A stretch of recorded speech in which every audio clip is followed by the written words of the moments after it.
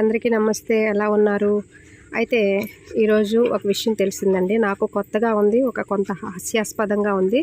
మీకు ఇది ఆల్రెడీ తెలిసినట్లయితే కామెంట్లో తెలియచేయండి. నాకు తెలిసిన విషయం ఏంటంటే, తేనె పట్టు అంట పెట్టినప్పుడు అమావాస్య టైంలో పెడతాయంట.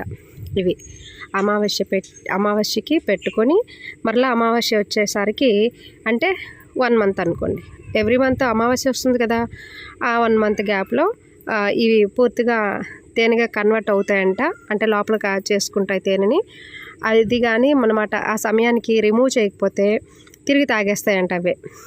తర్వాత ఏంటి, ఆ తేనె పట్టుని రిమూవ్ చేసిన తర్వాత ఈ ఈగలన్నీ కూడా వెళ్ళి, తేనెటీగలన్నీ వెళ్ళి సముద్రంలోకి వెళ్ళి స్నానం చేసి విప్ప పువ్వును పట్టుకొని వచ్చి మరలా వాటికి నచ్చిన అనువుగా ఉన్నటువంటి ఆ ప్రదేశంలో తేనె పట్టుల్ని మళ్ళీ ప్రిపేర్ చేసుకుంటాయంట.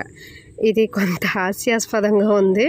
కొంత విప్ప పువ్వు అనేసరికి ఏదో అంటే సముద్రం విషయం పక్కన పెట్టండి. విప్ప పువ్వు అంటే బహుశా ఆ యొక్క తేనెకి సంబంధించి మైనం అనుకుంటున్నాను. ఆ మైనం వాటి నోటి నుండి వస్తుందా ఏంటనేది నాకైతే పెద్దగా ఐడియా లేదు. కాబట్టి ఎనీవే ఏదేమైనా కొంత చిన్న మెసేజ్ అయితే దొరికింది. ఈ మెసేజ్ ఒక పెద్ద ఆమె చెప్పారు. చెప్పిన దాన్ని బట్టి కొంత హాస్యాస్పదంగా ఉన్నప్పటికీ మీ అందరితో చెప్తున్నాను. అయితే ఈ విషయాన్ని మీకు తెలిసినట్లయితే మీరు కామెంట్లో తెలియచేయండి. ఇంకొకటి ఏంటంటే, సముద్రం లేని ప్రదేశాల్లో, అందుబాటులో లేని ప్రదేశాల్లో తేనె పట్లు పెట్టవా? ఆ తేనెటీగలు సముద్రంకి వెళ్ళి స్నానం చేయాలంటే ఇన్ని వేల కిలోమీటర్ల దూరంగా వెళ్ళి ప్రయాణం చేసి వచ్చి మరలా ఆ ప్రదేశాల్లో పెడతాయా అనేది నాకు డౌటు.